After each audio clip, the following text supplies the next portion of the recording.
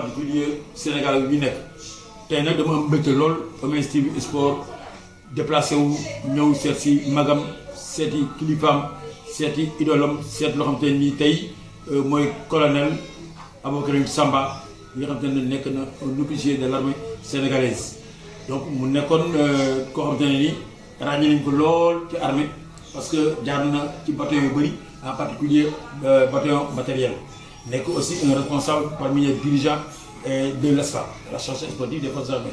En même temps, termine sa carrière au niveau de la présidence comme conseiller. Donc aujourd'hui, je dox sama tànk nag ànd ak sama mag ànd ak sama chef hiérarchique di ko nuyu. asalaamaaleykum mon colonel. maa ngi lay nuyu di la fay dalal jàmm. jërëjëf tey dama ñëw mon colonel mbas mi noo ko loo ñuy conseillé. waaw kay mooy masque bii nga dindi. yaa ko dindi léegi parce que c'est pour les besoins du truc. waaye actuellement li ñu wax mooy di jël les mesures barrières te dem ñàkku ji. ñëpp dem ñàkku ji loolu ci barrière. loolu professeur bi moo ko jëkk wax nee na ñàkku du rayee. waaye feebar bi day rayee. ne serait-ce que ça. kon nag dañuy ñëpp dem ñàkku ji. waaw ñoo ngi lay dindi masque bi ànd ak kay ñu gën a dégg. waaw kay kon dinaa dindi sama masque comme jël nañ distance bi. dégg-dégg. naa dindi sama masque teg ko nii. kon nag actuellement. ñàkk yooyu ñoom marqué mbay gi. ok dafay lukkee ku dóor Robert mu daan. dajeex sa njàmb mu ubbi ñaari alkat. waaw gars yi nekk doo bëri mu bëri daan. la témérité. bien sûr l'exploit. la témérité. troisième bi la. Mbaye Guèye ñoo fédéré le monde sportif à la lutte. ok attention. waaw. moo ko jëli fenn. yóbbu ko fédéré ko. parce que moom c'était un membre du mouvement sportif. c'est le supporter de la GIA. kon moom moo ko fédéré. parce que bu jëkkoon làmb ji ñu intéressé woon plus. c'était les commerçants waa Sandaga. commerçants yi. chauffeur taxi yi. l'informel comme on dit. oui. l'informel d'aujourd'hui. ñoom mais kon gis nga moom mooy continuité. ñooñu ñëpp nekkoon. ñaari place na doon référence yi. atelier Seck Monte. Sandaga waaw Sandaga ak Guy ga. loolu lañ doon wax nee nañ Guy ga lii ak lii c'était informel loolu. donc fédération bi mu fédéré. l'avènement Mbaye Guèye. waaw. moo fédéré mouvement sportif. voilà dans ça. c'est tout un exemple. Moussa Diame. waaw. bi mu jógee Fatick. maam góor gi la bëreel. benn góor bu ñu naan Ndiaga Guèye. da ko usine benn tali dem amul daaw or yi mu jigi nekkoon na dafa naan chef de quartier xaar yàlla. moo ko jëlee Fatick andi ko. mu bëree maam góor gi arène sénégalaise. ñu arrêté combat parce que maam góor gi dafa ubbi arcade. waaw maam Ba. voilà kooku la jëkk bëreel fi ñëwee fi moom la jëkk bëreel bi ñuy passé booy naa def na ay exploit ci lam maam góor gi tamit def exploit ci lam ndax maam góor gi ku ko mas a daan na la. oui. boole ko nag bàkkoon dafa am lu marqué l'aspect culturel bu làmb. dinañ jógee rue Elimane Fall. waaw kay dëgg parce que bu njëkkoon ça aussi dafa changé. Mbaye Guèye am na lu changé. bu njëkkoon ay mbër daan am ay soq. waaw ay soq ka daan topp. il faut am échelonné bala ngaa àgg fële. nga am koy jaar. waaw kay. mbër bu daan dem làmb ji day bàkk. sabari daan ko mu jëm làmb ji ànd ak ay soqam. yi di bëre di lukkeeku comme ni ñu def di yegg ay palier. Mbaye Guèye nag bi mu ñëwee encadrement la am. waaw. exploit yooyu mu def. loo xam ne kii ci làmb moo tax ñun ñëpp bëgg ko. donc l'informel commencé changer di dem sur le côté professionnalisme. donc ñi ñëw migré. ñi migré. ci làmb ji ñëw dugg si biir làmb ji des intellectuels ak yooyu ñoo xam ne Mbaye Guèye leen andi bu intéressé ci làmb dugg ci làmb Mbaye Guèye nag am ñaari gens du côté y avait les grands intellectuels les patrons yooyu gis ko c'est un membre qui a révolutionné la lutte ñu di ko jàppale palier boobu am na beneen palier son encadrement de contact yoo xamante ni ñoo wóor Mbaye Guèye def un staff autour de Mbaye Guèye comme ñoom Biita ñu Birane non ñooñu ay suñ tëppoon ci Mbaye Guèye ok mais dafa am ñoo xamante ne ay gars yoo xamante ne waa Fass lañu seen bopp par exemple je peux citer Grand Pape Dieng dem si àll si Assane Niang Chessman Grand Diop Diaw et j'en passe ñooñu da nekkoon Fass te boobu temps dafa am caractéristique ku amul fit doo dëkk Fass. non ba léegi seen caractère mooy. non ku amul fit daawoo dugg Fass quartier ñooñu nag ñoo wëroon Mbaye Guèye di ko dolli. donc au boobu Mbaye Guèye am yëpp je crois que tey c'était à partir de bon encadrement. à partir de bon encadrement parce que encadrement bi xam nga am na loo xam boo gisee sa gannaaw day am fit te ñii duñ leen a dégg. da ngay am courage. Mbaye Guèye buñ la ko sànn boole Mbaye Guèye pression bi nekk sa kaw déjà ndax son staff qui roule tout ils mettent la pression ci combat. formation mën naa gis Mbaye Guèye di ñëw làmb tey ba yéeg Iba Mar bu ñëwee Mbaye xaar mu yëti ko ñuy wàcc. yooyu yëpp moom moo ko andi yooyu yëpp gàllankoor yëpp. daan yéeg ci biir waaye fi ñu koy xaar dafa ñëwee di ko xaar ci buntu mu jaar. ba mu jéggi sax yenn yi gars yi di ko toog waa Fass man nañ la ko wax booy bambara def na leen ko benn jour léegi booy bambara di koy xaar ci buntu bu jaar ci station bi yegg ca kaw bâtiment bi. ci biir bâtiment bi wàccee sa kaw. c'est pas possible. no Mbaye daal référence la. ah si référence la. si référence la moom moo comment dirais-je moom moo symboliser la rupture de l'arène ñu ngi naan moo jëkk yóbbu làmb ci stade mais jëkk yóbbu làmb ci stade Fodé Doussou Ba ak Doudou Bakassar parc municipal la ñu te boobu lu ngeen tegaloon ñeeyu bronze yooyu ku daan moom nga am ku daanu am lal kooba mooy lal bi nga xamante jeex ko doon def di ñàkk ci foofu Fodé daan ko waaw kon ñu ngi dégg historique bi parc municipal xam nga mise nga mise bi te l'argent booba représenté wu dara boobu temps l'argent du dara donc amoon nañu goût de l'effort bëgg nañu compétir bëgg nañu wane seen bopp bëgg nañu wane seen culture tey nag mu am changement entre lamb démb ak lamb tey lamb démb ak lamb tey lamb jaan commencé am rupture ba Mbaye Guèye dóoree Fodé ba daan loolu wootu moo ko dama naa gis temps boobu dañeen jógee match football Demba Diop tas rek ay jubali arène wala àndal ba bi Mbaye Guèye dóoree Robert bu daan à partir de ce moment dañ ko commencé suivre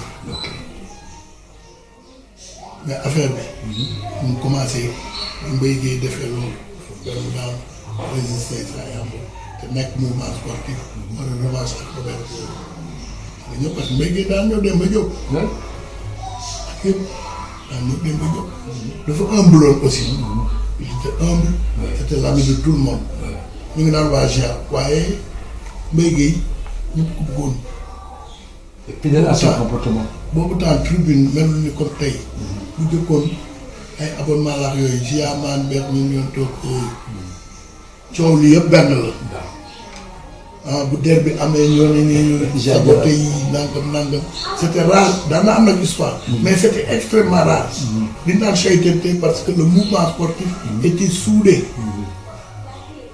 loolu moo tax man je vais par exemple parmi les enfants de Mbaye Guèye grand Baba Sané ki la doon football Gorée mais waaw laisse-moi je reviens je vais revenir après nga dagg ko. je vais revenir l'US Gorée mais léegi pour ne Ousmane Bari Joseph Jaraaf la bokkoon ak yooyu yëpp ñeneen ñëpp ñun ñëpp dañu ko doon jàppale. man je te donne un exemple ñoom grand Alioune Sarr ak mel noonu. waaw Aliou Sarr li ñu gën a dugal ci man li ñu gën ñun di doon supporter Robert.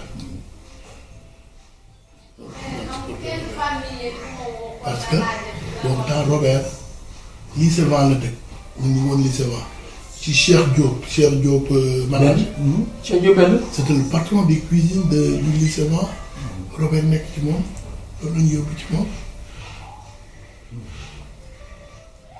loolu laa mais Moustapha Gueye mooy suñu mbir encadré naa ko. waaw Moustapha on était extrêmement proche. lu bari. et il s'entraîne même ici au Canacler. maa ko fa andi. waaw il s'entraîne boobu temps maa ngi doon asfa. maa ko fa andi. boole ko la salle de musculation boole ko Tavares. Alexis. le grand boxeur. le grand boxeur moo dindi laaw Moustapha Gueye. laaw bi. moom laa jëkk a boole Tapha Tine bu jël Tapha Tine. en 2008. ci loxoom laa jàpp andi ko boole Alexis donc les b.a.-ba de Tapha Tine Alexis Tavares la jaar. donc Alexis moom revêtu vivement.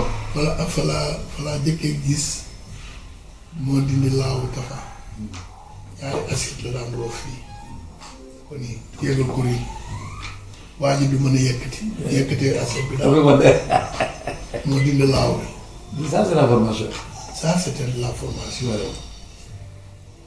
léegi nag di ñëw loolu nag di nekk presque sportif yëpp. waaw mais écurie Fass dafa ko ci xolam. waaw bëgg ko lool. jar ko lu ne nag. waaw. topp ci Moustapha. oui ba ci Zallo.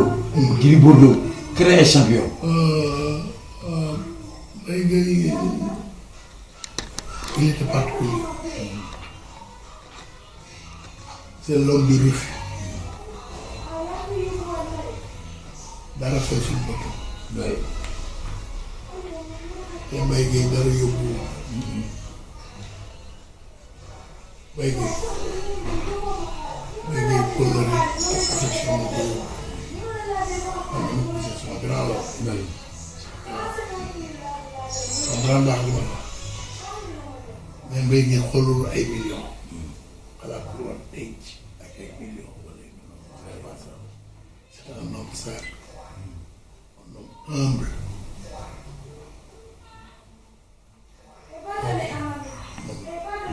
ñu bari duñ ko mere daa Laurent Mbaye bu la ay sa personnalité. Il était constant dans ses démarches. Il était constant dans et waxu ko mais il tenait à son indépendance. oui. yu bari daa ko def à cause de son non indépendance. loolu ça fait partie des principes de la personne. oui nit ki il faut mu am principe am quel que soit son concept principe am kenn mënu ko xañ. donc principe boobu d'indépendance. principe boobu c'est un principe d'indépendance là. presque ça devient de plus en plus rare. oui. parce que l'autonomie manque pour que tey nag mënoo am loolu rek. sa autonomie Il avait sa liberté et son indépendance. ba bi ñu koy suuf. à ma connaissance li ma gis dama koy seede rek suma grand la. voilà. gars yi kon dégg ngeen colonel di waxtaan ci làmb démb tey ñu mën xool nag làmb tey noo ko gisee par rapport ak différence boobu ak lu ñu mën a apporter. pour que làmb ji nekkaat place bu nekkoon. waaw kay boo xoolee làmb ji mouvance boobu dafa topp Mbaye Gueye mais bu Mbaye Gueye di bàyyi xam nga un champion bu bàyyee benn discipline ku marqué discipline bu ko bàyyee rek fu discipline bi xaw a rës tuuti xoolal NBA bi Jordan bàyyee waaw. da xaw a rës tuuti rës boobu nag moo ñëw ba làmb ji xaw a yàqu Mbaye Gueye jéemoon na dellu si mais il a fait un combat de trop. souvent ñi dem ñëpp ñëwaat dañuy def dañuy am combat waaw contre nature. combat baal ma foofu nag 93 ci la Alioune Sarr defoon 14 lamb de 14. am fu mu ko amee parce que Mbaye Gueye bu ñu formé écurie ci lañ gëjee gis mbër bi ànd ak ay soxla yooyu ci la écurie yi ñu gis prolifération écurie yi di ñëw ak parce que li andi ñu reprendre lamb yi boobu daal lamb yi intellectuel yi des nañ ci toujours parce que ba maati stade bu mag bi la dama fàtte ban lamb la ñu toog ñun ñëpp ñu foon du ma lim des cadres y avait des officiers gendarmes qui sont devenus des généraux y avait man y avait qui y avait de grandes personnalités par exemple l'ancien ministre des finances Ousmane Sarr daan na seetaan lamb parce que Gueule Tapée la Mbapar Gueule Tapée ñu xamal nañu ñoom assurance ñëpp foofu ñun ñëpp diggante Médina Gueule Tapée yooyu di ñu màggee ak lamb waaw Riche Thiaroye la nekkoon Riche après la ñëw Dakar mais Riche Thiaroye gi la dëkkoon ndax am na waa Thiaroye yi di ñëw di bëri si comprendre nga li ma bon donc loolu amee ñu toog fat naa combat ban la ñu war a sëgg ñu ne bu ñu leen fayul seen reliquat duñu bëri histoire boobu nekk fa coow lii dégg na ci lañ waxee ne combat Rambi Diagne fa ñu reprendre ko non xam naa nag dañ koy Alioune Sarr wax ko comme c'est un féru de la lutte jox ko une mission personnelle dañ bëgg nga relancer lamb mooy li ma la wax. si la commencé am les règlements les lois. dama lay wax rek pour que xam lay expliquer lii. ñu ne ko dañ bëgg nga relancer lamb. moom mu def son casting. arrêter feuille de route am. jël ay nit. donc toute décision lui revenait. parce qu'on avait donné une mission individuelle. relancer la lutte. la mission était assignée. waaw kay. muy andi làmb ji di andi làmb ji la longévité day usé mu jëlee làmb ji nag fenn andi ko feneen aujourd'hui règlement yi gisatoo ko ñuy ameel y a eu beaucoup de choses son boulot n'est jamais parfait il a fait du faire action yoo xam ne c'est pas ça mais am na lu mu réussir moo ëpp fuuf yi nga xam ne réussir ko ba yegg si fenn tey jii làmb tey dafa duñ ko war a seetaat man de mon point de vue war nañ ko seetaat parce que man am na lu ñu ci war a améliorer parce que tey jii CNG bi c'est une mission collégiale wax naa dara li ñu consulté yëpp manager yëpp ñu taxawal CNG ñëpp ci lañ bokk manager yi les lutteurs les anciens lutteurs ak ñëpp il faut combattre la division il faut ñu combattre division et pour ñu combattre division bi c'est dans l'unité qu'on peut réussir. parce que boo ko defee doguma la foofu nga bëgg a suñu làmb parce que division bi dafa bari ay composantes yu nekk ci làmb parce que composante boo ñu jàpp rek par exemple manager am na 2 sortes de manager promoteur am na 2 sortes de promoteur les amateurs les mêmes choses même les lutteurs en activité il y a entre 2 jeunes. yoo xam te ne créé na encore benn structure. mooy li ma la wax. donc loolu pour ñu def fédération. loolu liggéey la ci président. CNG prévenir nag am na lu ma gis. waaw tu sais man je suis du 3e âge. nit ma dugg ci ren dafa am lu ma gis dans les disciplines.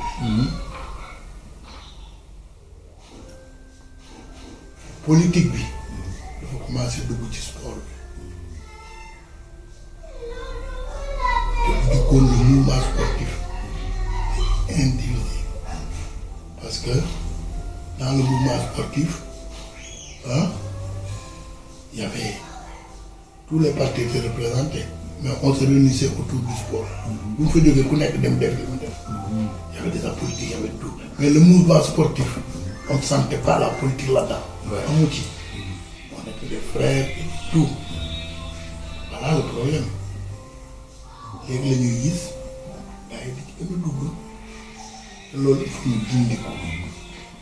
un mouvement sportif dans le sport politique en faut place. Si on veut faire des résultats, il faut écarter la politique. Et mettre uniquement le sport. Mettre le sport et appliquer l'orthodoxie de la démocratie.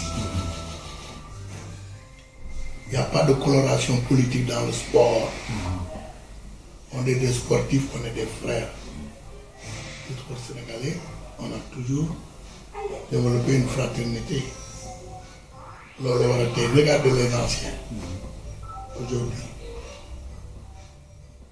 les anciens du mouvement sportif, tous se retrouvent. Oui, tous. Yàlla na yeer toujours dëj boo gis ñëpp dootu xamati kan la. ku am xew doo xam ñëpp ngay gis. ku la réeroon dans le mouvement sportif nga gis ko. Voilà le problème. Loolu nag dafa commencé gangréner yëpp discipline yu bari. nga cité que la lutte mu ngi ci football bi mu ngi ciy dugg basket bi mu ngi ci yooyu yëpp il faut que ñu dindi esprit boobu. Les gens sont libres de faire leur politique, mais pas dans le sport.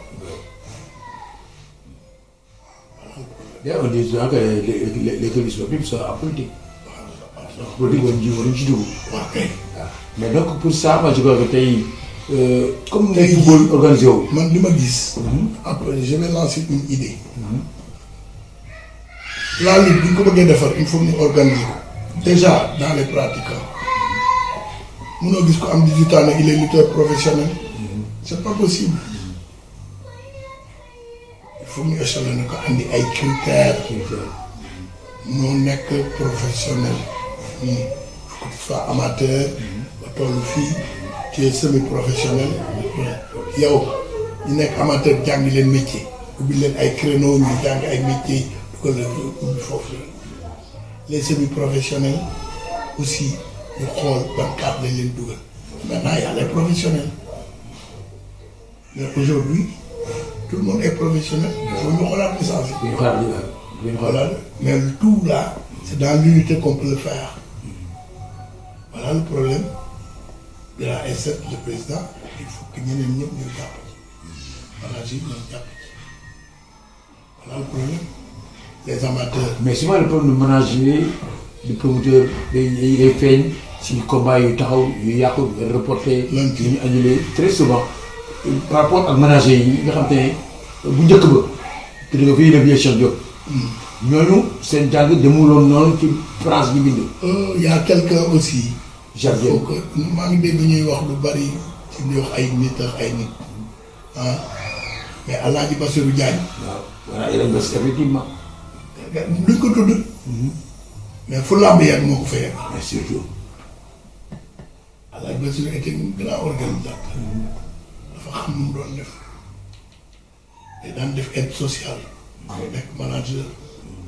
c'était un fin technicien.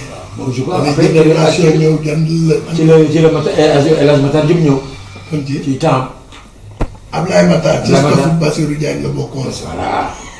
moo daan yor gisee ba kees. sama grand. yàgg na ci làmb. top. et puis de handball dafa def aussi. non bu njëkkoon. waaw. diggante Gorée. Plateau. Médina. ci était multisportif y avait que des multisportifs.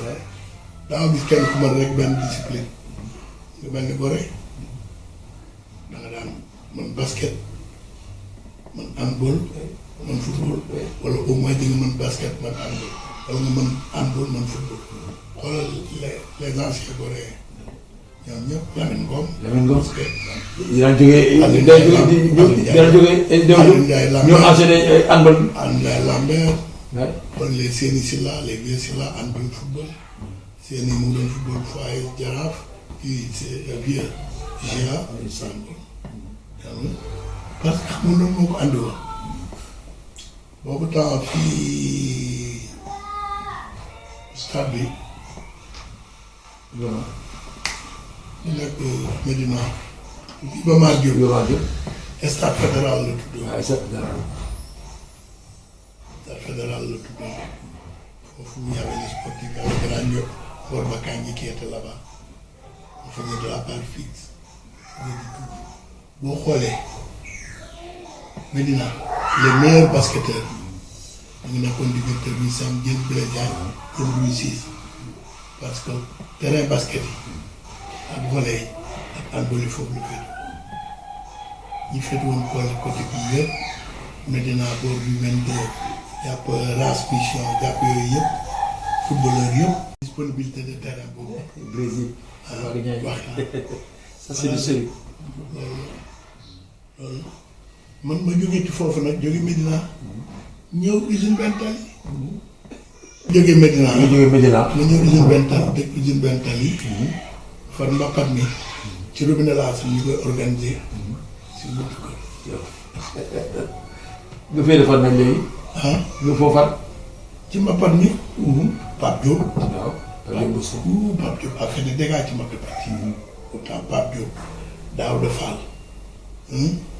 mu tër Aliou Seye am na benn mbër maaloo buñ daan booy maaloo bu mag gisatuma ko dëggool bu njool bu bokkul ak dëggool bii nu mu tëdd Aliou Ndiaye boobu temps Bokar Ndiaye bi gaañ yàlla ko yàlla xaaral àjjana Bokar benn bay di presque encadrement booy bambara la Bokar benn bay di Lamine Camara boobu temps bàyyi si kim bien que Sayer Thiam mooy doon waalo yi ba tax nekk ci mbappat bi daan ñëw mbër waalo yi vraiment c'était vraiment mbappat yu neex fa la Robert jëkke daane dugal lees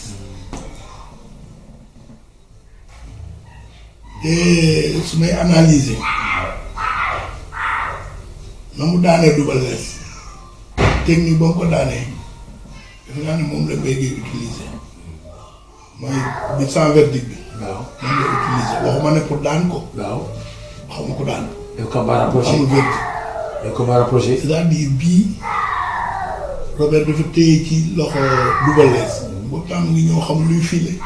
waaw mu file ko jaar ci poxataan bi. waaw ceinture ko.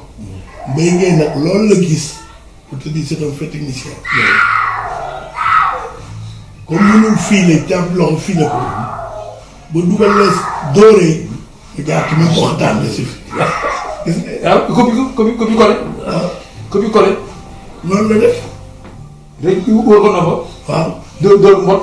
da ñu ànd jëm suuf. jëm suuf effectivement xam nga loolu day gaaw. loolu nag. alors nag loolu. ku nekk sa appréciation.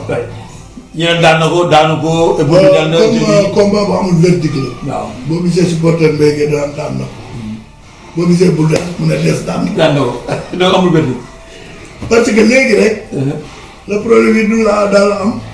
daan nga gis ñaari supporter dem ci làmb ji dellu si. ñaari supporter ku nekk sa mbër. da am ku daan de. waaw waaye ku nekk bu la nettalee làmbam. du bokk làmb keneen. loolu moo taxoon bu jëkkoon. bu làmb jeexee rek nit ñi dañuy daw kor photographie. mu tooy xep. y avait Ahmed Diawara. côté bi daal mu tooy xep. y avait Guèye Mix. y avait Sala Kassé. y avait après Ngom. bu ñaar tali. gars yi ñu daal dem ñu commencé laver génn photo yi. ci tooyaay bi nga ci tooyaay bi. di koy képp nii.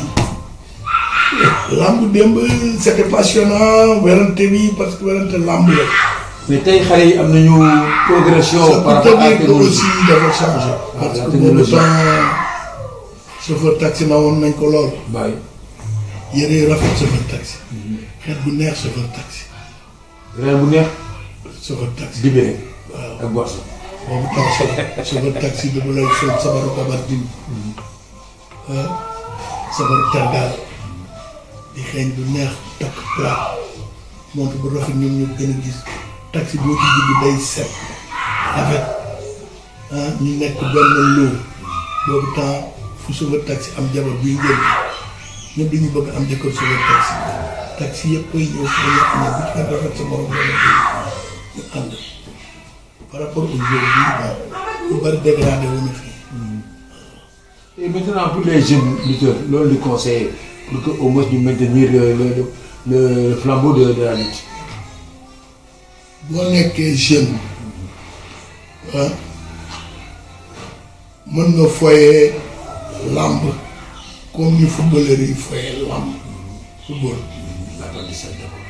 bu la ci yàlla ubbilee bunt nga dem bu la ubbilul bunt nga continuer sa liggéey parce que métier def ko sa passion di ci continuer comprendre nga ma wax continuer parce que pourcentage de réussite bi tuuti la moo ko dolee oui. de Sadio Mané des trucs football bi am buñ la waxee déchet yi mu def déjà en Europe ba nga xam ne léegi yaa ngi xoolaat kii loolu la foo tourné yaa ngi gis ay jazid ñu ñuy football fi na xale yi jàngi liggéey am nañ nag seen passion def ko comme passion mais munoo ne rek damay bëgg a dem mel ni mbëri bi nekk Balla Gaye wala Modou Lo wala Messi wala Gris Bordeaux non non. parce que aspect financier bi moo la jiital léegi. ok mais ça ne se décrète pas. waaw aspect financier bi moo leen jiital parce que mbër daan bëre ay 4e combat. 3e combat 2e combat mais daan am nañu 10 combat ba 10 yaa ngi gis ko bëre ñaari combat sa public fees diwaan bi topp nga leen grand combat donc yow bëri bi war ci yow doo ko am. il faut que ñu développer mbapat yi. bu jëkkoon amoon na ay arène ci temps ci usine Bentel amoon na benn arène Babacar Thiaw. boobu mu jëm fii ñu def kiiwu Pikine bi. arène Doudou Bakka Sarr fa nekkoon. man dama naan seetaane arène yooyu foofu lan laa fa mujjee seetaan arène Bekkaay arène Doudou Bakka Sarr. Birane Koumba laa fa mujjee seetaan ak ndem si yàlla Subir Ndiaye. foofu ci ànd.